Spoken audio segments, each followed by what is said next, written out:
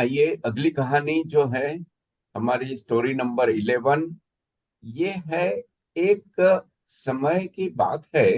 एक बच्चा था और माँ ने उसके कहा कि देखो बेटा, मैं बाहर जा रही हूँ, कुछ भूख लगे तो मटके में लड्डू रखे हैं, खा लेना, लेकिन एक ही लेना, ज्यादा मत लेना। मटके में लड्डू है तो आप एक लेके खा लेना। तो ठीक है, बच्चा बोला कोई बात नहीं, आप जाइए। माँ चली गई। थोड़ी देर के बाद में बच्चे को भूख लगी तो मटके में उसने हाथ डाला और लड्डू पकड़ा।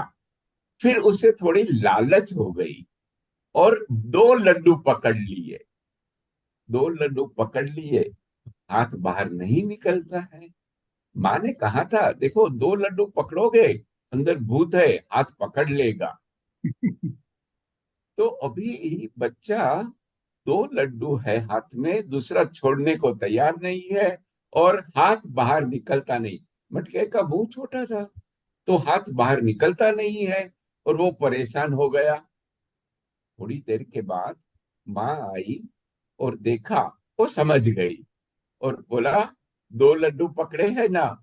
बोला हाँ बेटा, एक छोड़ दो, एक ही खाना है, आपके लिए सेहत के लिए एक ही अच्छा है, आप एक छोड़ दो। बच्चे ने दूसरा लड्डू छोड़ दिया, हाथ बाहर आ गया और लड्डू खा सका। हाँ जी, ये हाथ से छूटता नहीं है लड्डू हमारा। ये बात है, बच्चे जो हम हंस रहे हैं कि छोटा बच्चा इतना भी नहीं समझता, लेकिन ये हमें सतत याद रखना है, प्रत्येक क्षण याद रखना है कि लालच करते हैं, करते समय समझ में नहीं आता कि लालच हो रही है, और चाहिए और चाहिए, और हम भागते रहते एंड्राइज कीजिए हैं। प्लीज। जी जो लालच बुरी बला है। बच्चे ने बिल्कुल। लालच किया तो उसको उसका हाथ बाहर नहीं निकला। जय जिनेन्द्र। बिल्कुल सही बात है। परिग्रह, इससे हमें सीख मिलती है कि परिग्रह जितना चाहिए उतना ही ले लो, ज्यादा मत लेके उसमें फंसो मत। बिल्कुल। चंदू जी। Very good. ओम और राम। बड़ों को कहना मानना चाहिए। बड़ों ने अगर जैसा कह दिया था कि भाई आपको ये एक ही लड्डू लेना है, लेकिन उसने बड़ों की बात का इज्जत नहीं, सम्मान नहीं किया और अपना लालच उसने रखा कि भी मेरे को दो चाहिए। बिल्कुल मेरा मानना है कि इस कहानी से हमें ये शिक्षा मिलती है कि हमने अपनी आवश्यकताओं को सीमित करना चाहिए। हमें ज्यादा आवश्यकता अगर रखेंगे तो हमें ज्यादा दुख होगा। हम उसी की तरह, बच्चे की तरह, हमारा हाथ भी संसार की मुट्ठी में, हमारा दुख के हाथ में हमारा चला जाएगा। इसलिए हम अपनी आवश्यकता को सीमित करें, अपनी आवश्यकताओं को जितना कम कर सके उतना कम करने का प्रयास करें। हाँ जी। यस। अभी एक अगली कहानी पे आते हैं। आज की चौथी कहानी है और वैसे स्टोरी नंबर 12 हो जाएगी। और ये कहानी जो है, ये बहुत मजेदार कहानी है। देखिए, एक समय की बात है, एक महान गुरु थे, ऋषि मुनि बहुत पहुंचे हुए, और सुनने में आया कि उसके पास पारस मणि है। पारस मणि, पारस मणि कैसा होता है? लोहे को छूते हैं तो जो लोहा छुआ उस सोने का हो जाती है, gold. It turns iron into gold. तो एक व्यक्ति ने सोचा कि क्यों न मैं ये ऋषि के पास से पारस मणि ले लूं। वो ऋषि के पास आया, गुरु जी, मैं आपकी सेवा करना चाहता हूं।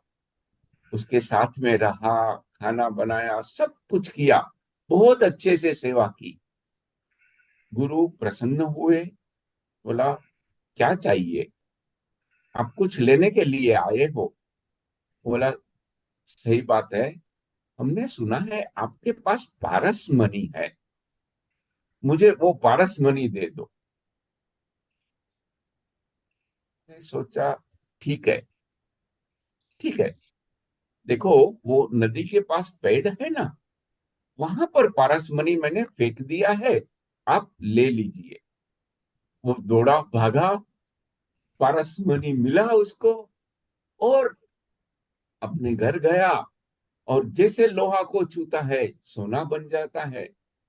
गोल्ड गोल्ड सोना, बहुत धनवान हो गया, बहुत धनवान हो गया, बहुत पैसे आ गए। एक दिन वो सोचता है कि ये जो ऋषि मुनि है, गुरु है, उसने पारस मणि क्यों फेंका? उसके पास और कुछ बड़ा मणि होना चाहिए।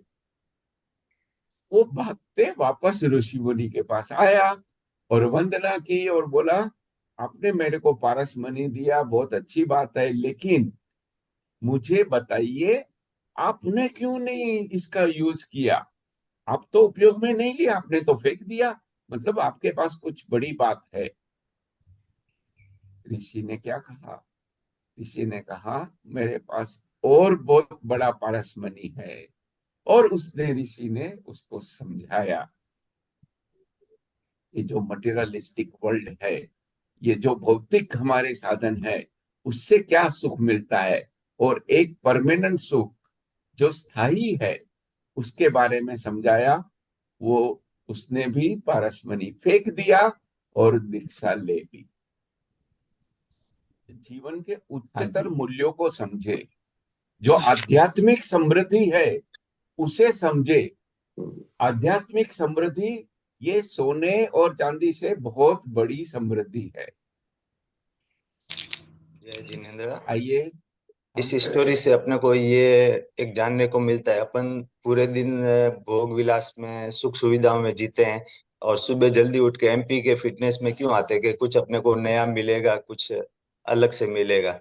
तो अपने को एक वो लालसा रहनी चाहिए कि भाई अपने के लिए सही क्या है और उस तरफ अपने को आगे बढ़ना इससे चाहिए। मुझे ये लगा कि अपने को जो सही चीज है उसी दिशा में उसी को ही प्राप्त करना चाहिए। जैसे उनको समझ में आज आ गया कि सोना हमारे काम का नहीं है, हम उनको उनसे ज्यादा अच्छी चीज मिल गई। जैसे एक बच्चे के पास 10 रुपए है, अगर उसको हम 100 का नोट देंगे तो वो तुरंत उसको छोड़ देगा। तो गुरु के द्वारा समझाने से शिष्य को समझ में आ गया और उन्होंने गुरु का रास्ता अपना लिया। ओम अपने पास इतना अच्छा आत्मा है, ज्ञान जो हम बांट, जो भी कहाँ पे भी अगर हमारे ज्ञान से छू जाते हैं तो सोना बन जाता है। इतना अच्छा ज्ञान होने के बाद भी अगर हम पारस मणि ढूंढे तो मूर्खता है, ऐसे लगता है मुझे। मानव जीवन को व्यर्थ नहीं करना चाहिए। शरीर की तरफ ध्यान देते हैं तो आत्मा की तरफ भी ध्यान पक्का देना चाहिए।